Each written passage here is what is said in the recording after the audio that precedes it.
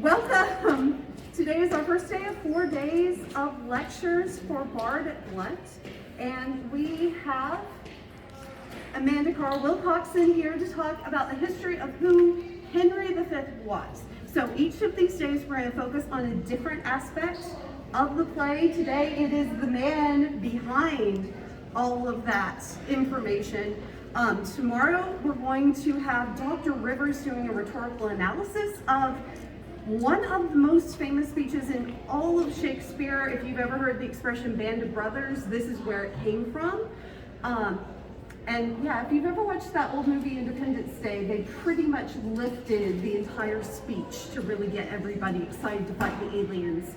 On Wednesday, we have Professor Wombles talking about visual imagery in the play, and then I will be here on Thursday to talk about the changing interpretations of the play. So, without further ado, here is Professor Carr-Wilcoxson to talk about the history of Henry V. Whoa.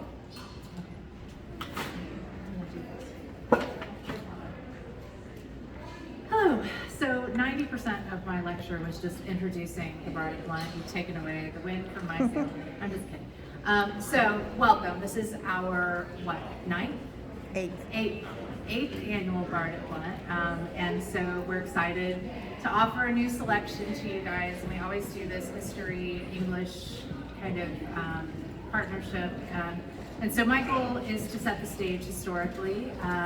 Henry V, I didn't know much about him until I started my research because he's just not my era as far as English kings and queens are concerned. But he reigned during the medieval period in the 1400s, early 1400s. He had a short reign, fewer than 10 years, so really kind of quick, and he died really young. But even in that kind of short period of time, he made a lot of waves. He was a pretty influential king. Part of it was because he became king through non-traditional ways. His father was not the direct descendant he was not in line to become king. He overthrew, his father was also Henry, overthrew the previous king, Richard II. And then this put Henry V in line as the heir apparent. And so it was relatively later in his life that he had to start training to be king. And of course you can't just be king. Well, one would argue that you are God-given your kingly duties. Henry V would argue that, but you also need to do a little bit of training along the way. So this meant that when he inherited the throne, his claim to the throne was very precarious too. And so he had to constantly kind of exude like this strength of kingliness and put down some challengers to the throne. In his youth, he earned a reputation, and Shakespeare talks about this in his plays, of being a little bit naughty. He was also integral to the military experience and to his father's military. So he had kind of these dual reputations. A biography written shortly after he died called him a soldier of both Venus and Mars. And so Venus is the god of romance and love and fertility and desire. The Greek equivalent is Aphrodite, and then Mars is the god of war. The Greek equivalent is Ares. And so this kind of dueling, it likely meant that he was a bit of a ladies' man, and probably had some wild adventures in that arena. And it also showed the conflicting side of his nature. People within his circles described him as getting into antics, and then also like a large part of his early adulthood was just simply waiting for his father to die. So he and his father didn't always get along, although at the end of his father's life they had reconciled largely. but they disagreed a lot over like what the role of the prince should be. And Henry wanted to have more of a direct role, and as opposed to kind of the party guy, at least according to his friends. He wanted more powerful princely duties. Even though they didn't get along a lot of their life, or a lot of their later life, and into his father's death, he was still crowned king, and he took that position.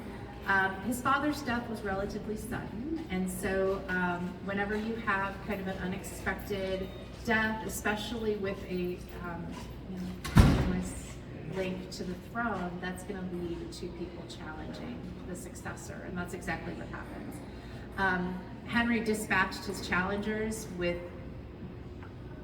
violence, not showing any mercy. He was not willing to tolerate any political dissent.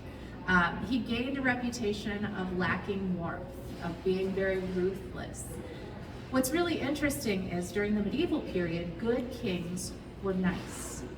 One of the more famous ones was the French king Louis the Pious. They were supposed to be honest, they were supposed to be good, they were supposed to be good Christian men, and they were supposed to live those Christian virtues. It wasn't until we get to the Renaissance period that kings are supposed to be ruthless, the Machiavellian king. Well, Henry was evidently a Machiavellian king prior to when it was popular to do so. And so this is going to lead to some folks kind of questioning him as well. But his contemporaries did make lots of comments about him being brave, loyal, definitely a countryman. He wanted to unite his country in a single cause, which we'll talk about in a second. His military heroism, he was always willing to be on the lines with his men. So another medieval king kind of aspect where kings rode into military or into fights with their military. His reign, he also increased English patriotism and national pride. Prior to this, England was relatively kind of divided among different kingdoms and different leaders, and so he's trying to, a few generations before this, to be more specific, but he's trying to like unite all of these people together. As part of this and as part of his achievements, he argued that they should use English language in official documents, and so probably part of the reason why we're able to understand Shakespeare in the first place was because of Henry V.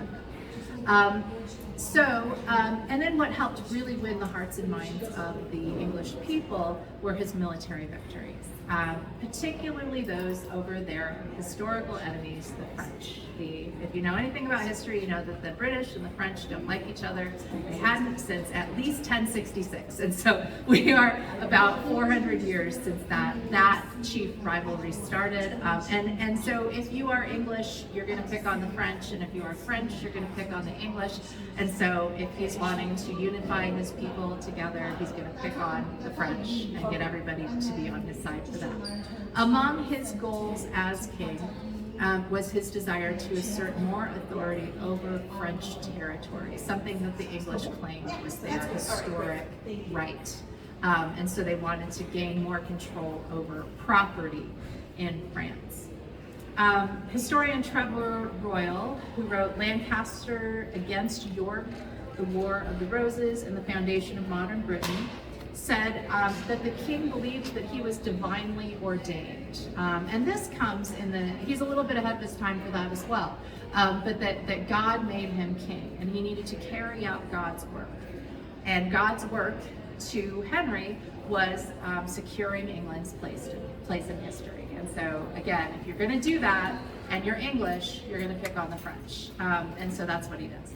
To this end, he reopened the 100 Years' War, which was in a little bit of a truce at that period. And the 100 Years' War was a little bit over 100 years. It lasted, and it was a war between England and France over territory, over property in France. He achieved many huge victories. One of the more famous ones was the Battle of Agincourt, right? Agincourt. Agincourt. Thank you so much. See, I tried this morning, writing it down phonetically, and I lost. This was an important victory to England. It led to England gaining control over a lot of northern France, and then he led another charge into Paris, taking over the city of Paris. And so this is part of the reason why the English liked him so much. He's taking over territory that the English claimed was their historic right to do so. Part of the reason that Henry's armies were so successful was he adopted a new weapon that the French hadn't adopted yet. Traditionally, they were using crossbows. Henry is going to bring in longbows. And I've forgotten to change any of my presentation, and it's now okay, sorry. It's fine, it's all right. Let's not worry about it. So the longbow, you could shoot further away. If you've ever watched like a Robin Hood movie, you see the longbows, they light the arrows on fire and shoot them.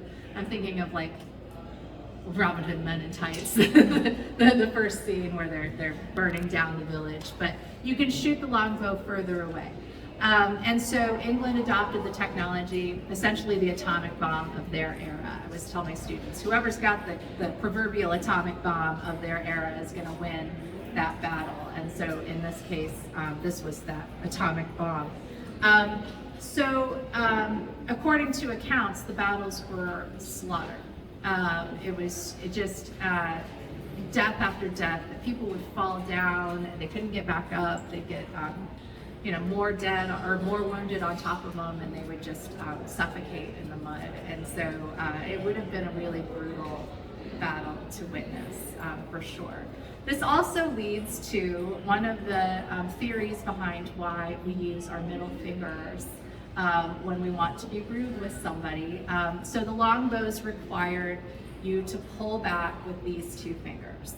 And so if the French captured a British bowman, they would cut off these two fingers, right?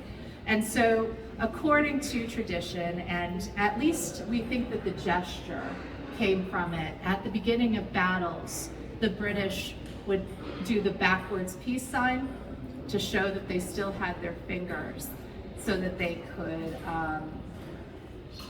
pluck the bows. Now, a little bit more mythology associated with this is that they would also yell in the battle that they could pluck you, which is the bow. So they could pluck you. And that's where we get the phrase that I had to be very careful when I said pluck you. Now, that's probably more associated with like a later pun. But had my PowerPoint up, I did find a medieval manuscript where there were long bowsmen going like this. So we at least know that this was the rude gesture. And then eventually it evolves into just the middle finger as part of the rude gesture. So once after these battles, the London citizens celebrated him. They called him the Lord of England, which would have been associated with medieval manorialism, the feudal system, the lord of the land, but also flower of the world, soldier of Christ. So you can see that they're feeding into that like in a divine right of kings, which we associate a little bit later in the historic timeline, but supporting his ideas that he was divinely ordained and that he was following through on God's orders. Henry began to pressure the current king of France, Charles VI. He was also called Charles the Mad, which I want as my nickname forever. This led to a treaty between England and France, which slowed down the 100 Years' War, although didn't stop it completely. This is the Treaty of Troy, 1420. So this recognized Henry as the regent of France. So he's the next in line for the French throne. Well, he's in charge of the French throne as regent, but then he's also the heir of the French throne. So when the Mad dies, he's gonna take over. It also gave land to the British. It disinherited the current Prince of France, the Dauphin of France, Charles. So he was disinherited, and then Henry was put in next in line for the French throne. This is a humiliation for the French. Basically, they're giving up at this point. The treaty also led to the marriage between Henry and the king's daughter, Catherine. This marriage, nobody really asked Catherine how she felt about it, but it is going to unite, at least temporarily, those kingdoms together. So the treaty served as a union between the two kingdoms, but it put England very much in charge of the two. Henry continued his military campaigns in France shortly after the honeymoon, right? And went back to France. And here he is going to contract dysentery, probably. That's what they associate usually with his death, or what was at the time horribly referred to as the bloody flux. Essentially, it's a really, really bad case of diarrhea. And so he died of dysentery shortly after this at the age of 35. So he's very young when he dies. I know you guys probably think that's old, but to me, 35 is very young. This was 2 months prior to his father-in-law, incidentally. So he was set to inherit the throne of France, but he dies before the king died, and so he was never in charge of France. His son is going to inherit the throne, the son between he and Catherine, who was 9 months old when he inherited the throne. We don't just throw 9-month-olds into decision-making positions. He had a regent, 2 regents in charge of him, but he was considered a pretty weak king for England. Henry VI, the son of Henry V. As tends to happen once important political figures die, the writers didn't really write about the bad parts of Henry for a while. And so they talked about Henry being a hero, being a great leader of England. It wasn't until recently that historians have really started delving into some of the negatives, reopening the 100 Years' War. And nobody likes war, and so reopening that war leading to a lot of death, destruction. And then also his son is going to lead England into the War of the Roses and ultimately the fall of the dynasty and a change in leadership. I'll let my colleagues over the week discuss how he's portrayed in plays, but Shakespeare does focus on Henry VIII and his transition, or fifth, not eighth, and his transition from kind of this crazy kid that's doing wild things in his youth, the soldier of both Venus and Mars, right? To a powerful, brave king. Shakespeare's writing during a time of great English patriotism during the reign of Elizabeth I and James I. And so times when England is at like some of its strongest. And so he's able to play on kind of that patriotism of England. And so he's playing to that. So people would have been really familiar with that story, that anti-French kind of, that doesn't go away. and so kind of playing on that traditional rivalry between England and France, people would have definitely kind of resonated with this play and Henry and his bravery and then, you know, like not necessarily focusing as much on some of his craziness, although my understanding is he does do that quite a bit in the prequels. And so seeing Henry grow up, that was a big part of those plays, and people would have been familiar with that story as well. And then also, indirectly, Henry brought the Tudor dynasty into power because Catherine, his widow, will eventually marry Owen Tudor, and then they have Owen was grandfather to Henry VII, who wins the War of the Roses, who takes over England and leads to that change of leadership.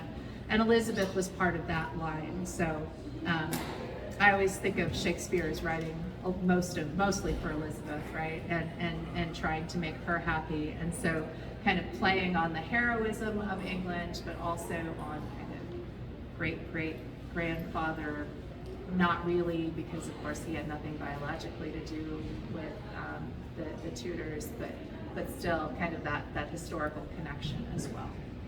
All right, that's kind of all I got, except for a bunch of pictures that you don't get to see. Does anybody, no, that was my fault. It was, I just kind of got carried away. Does anybody have any questions that I probably won't be able to answer, but we can Google? All right, and maybe the literature people could offer the literary perspective to whatever answer. Okay, well, thank you so much, and enjoy the rest of your lecture.